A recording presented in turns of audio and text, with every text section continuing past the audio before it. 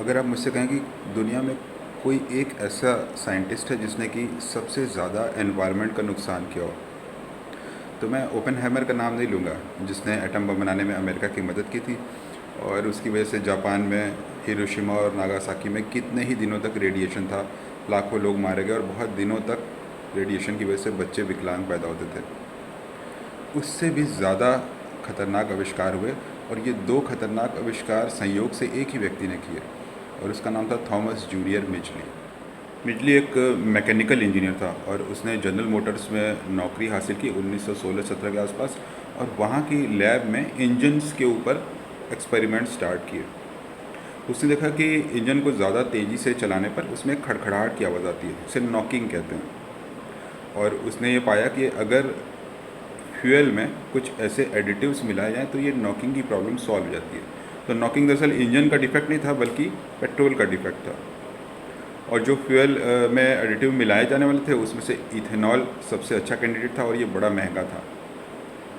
तो general Motors ने मिजली को ये काम सौंपा कि ज़्यादा प्रॉफिट कमाने के लिए कोई दूसरा केमिकल इसमें मिलाया जा सकता है क्या। और उसने खोज की TEL की, टेट्रा इथाइल लेड, और इसे एंटी नॉकिंग एजेंट कहा गया। यानी ज़रा सी मात्रा इसकी पेट्रोल में मिलाएंगे तो इंजन की खड़खड़ाहट बन जाएगी और इंजन ज़्यादा एफिशिएंटली और ज़्यादा फ्यूल इकोनॉमिक हो जाएगा, कम फ्यूल खर्च होगा और ज़्यादा इंजन की क्षमता बढ़ जाएगी। इसे उन्होंने इथाइल नाम दिया क्योंकि लेड के बारे में करीब 100 साल से साइंटिस्ट लोग जानते थे कि ये बड़ा टॉक्सिक होता है। बहुत कम मात्रा, स्पेशली बच्चों के लिए न्यूरोलॉजिकल डिफेक्ट होते हैं, IQ लो जाती है, लंग्स के लिए ख़तरनाक है और बहुत ज़रा सी मात्रा ऐसी काफ़ी होती है पॉइज़न का असर दिखाने के लिए। तो उन्होंने लेड शब्द को जानबूझ के छिपाया और इथाइल नाम से इसका प्रचार किया। क्योंकि ये स्लो पॉइज़न है तो तमाम प्रेस कॉन्फ्रेंस और ब्रीफिंग में मिजली थोड़ी सी बूंदें लेड की लेता था हाथ पे और उसे सूंघ करके लोगों को दिखाता था कि ये कितनी सेफ़ है। बाद में हालांकि कुछ सालों बाद उस लैब में काम करने की वजह से उसके फेफड़ों में लेड टॉक्सिसिटी के सिम्टम्स आने लगे। उसे मायामी में जाकर के छुट्टियां मनानी पड़ी कई महीनों तक, ताकि उसके फेफड़े जो हैं वो लंग्स जो हैं वो इस लेड से छुटकारा पा सकें।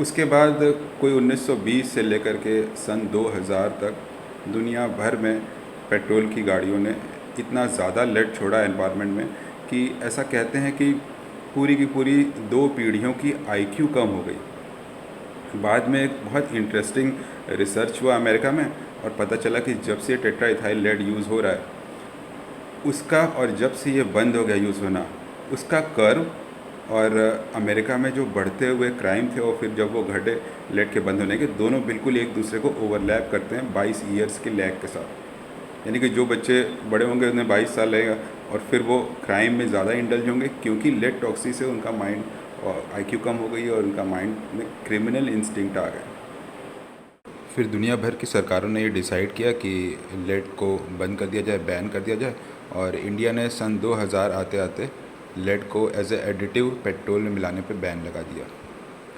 तो अगर आप सन 2000 से पहले पैदा हुए हैं तो हो सकता है आपकी IQ कम हो। लेकिन ये जो हवा में लेड था फिर ये गया कहाँ? ये धीरे धीरे सेटल डाउन हो गया सॉइल में। तो हमारी मिट्टी में अभी भी बहुत ज़्यादा लेड है और मिट्टी के बने हुए बर्तन अगर आप इस तरह से यूज़ कर रहे हैं कि उसका कुछ अंश आपके पेट में भी जा रहा है तो हो सकता है कि अभी भी हमें लेड टॉक्सिटी हो रही हो। बिजली ने जो दूसरा आविष्कार किया वो था टेट्राक्लोरो मीथेन का, या जिसे हम कार्बन टेट्राक्लोराइड भी कहते हैं। उस टाइम रेफ्रिजरेटर्स में जो गैसेस यूज़ की जाती थी वो थी सल्फ़र डाइऑक्साइड और अमोनिया। ये खतरनाक हुआ करती थी, टॉक्सिक हुआ करती थी और इनफ्लेमेबल हुआ करती थी, यानी कि इनमें आग लगने की भी संभावना होती थी। तो बिजली ने ये देखा कि ये जो CCl4 गैस है ये बहुत स्टेबल होती है और साथ ही ये जल्दी ख़त्म नहीं होती है और बिल्कुल भी टॉक्सिक नहीं है। इसके लिए भी उसने प्रेस कॉन्फ्रेंसेस में CCl4 को अपने लंग्स में लेकर के इनहेल करके लोगों को बताया कि ये कितनी सेफ़ है और इसका कोई भी साइड इफ़ेक्ट नहीं होता, और इस मामले में वो सही था। पर इस गैस के साथ एक प्रॉब्लम थी, ये इतनी ज़्यादा स्टेबल होती है कि 100 साल तक भी डिस्ट्रॉय नहीं होती, और ये हवा से इतनी ज़्यादा हल्की होती है कि अगर ये एनवायरनमेंट में निकलती है, फ्रिज से रिसाव होता है तो ये धीरे धीरे ऊपर उठ करके धरती के एनवायरनमेंट के सबसे ऊपरी छोर पर चली जाती है जहाँ ओजोन लेयर है, और ओजोन का फॉर्मूला होता है O3। तो ये CCl4 का क्लोरीन बहुत रिएक्टिव होता है, ये निकल करके O3 को ब्रेक करता है, ऑक्सीजन अलग हो जाती है और क्लोरीन एक ऑक्सीजन मॉलिक्यूल के साथ कंबाइन करके अलग कंपाउंड बना देता है। तो ओज़ोन लेयर धीरे धीरे ख़त्म होना शुरू होती है। ये ओज़ोन लेयर हमें अल्ट्रावायलेट सी रेडिएशन से बचाती है, और अल्ट्रावायलेट सी रेडिएशन बहुत ज़्यादा खतरनाक होता है हमारे स्किन के लिए, और जितने भी प्लांट, वेजिटेशन, एनिमल्स हैं, सबके लिए। कई प्रकार के स्किन कैंसर्स इसकी वजह से होते हैं। तो साइंटिस्ट लोगों ने देखना शुरू किया कि जब से ये गैस यूज़ होना शुरू हुई है रेफ्रिजरेटर्स में, और इसे फ्रीऑन नाम दिया गया था, ब्रांड नेम। तो जब से ये फ्रीऑन यूज़ हुई है, तब से ओज़ोन लेयर में एक बड़ा होल होना शुरू हुआ है, और इसी रेट से अगर ओज़ोन लेयर ख़त्म होती रही तो एक समय ऐसा आएगा कि धरती पे जीवन मुश्किल हो जाएगा। तो एक मॉन्ट्रियल प्रोटोकॉल बना और सारे देशों ने इसमें साइन किए, इंडिया ने भी साइन किए कि हम लोग धीरे धीरे अपने फ्रिज में ये वाली गैस पर बैन लगाएंगे, और इसकी जगह कोई सेफ़ अल्टरनेटिव ढूंढेंगे जो कि ओज़ोन के साथ रिएक्ट ना करता हो। जैसे कि क्लोरोकार्बन की जगह पे अगर हम फ्लोरोकार्बन यूज़ करें तो शायद वो उतना ओज़ोन के साथ रिएक्ट ना करें।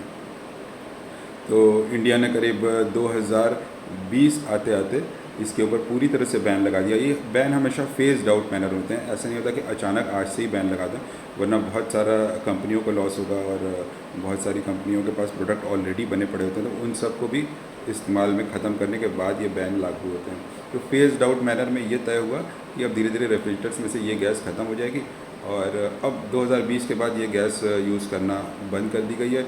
और साइंटिस्ट लोगों ने कुछ पॉजिटिव संकेत दिए हैं कि जो ओज़ोन में होल हुआ था वो अब हील हो रहा है, बेटर हो रहा है। तो ये दो बड़े आविष्कार थे जो कि संयोग से एक ही व्यक्ति ने किए, थॉमस मिजली ने, और दोनों ही हमारे एनवायरनमेंट के लिए, पूरी धरती के लिए इतने ज़्यादा खतरनाक थे कि एक एनवायरनमेंट हिस्टोरियन ने कहा कि अगर हम कहें कि सिंगल ऑर्गेनिज्म, कोई एक व्यक्ति ऐसा हो जिसने धरती का सबसे ज़्यादा नुकसान किया हो, तो वो थॉमस मिजली है।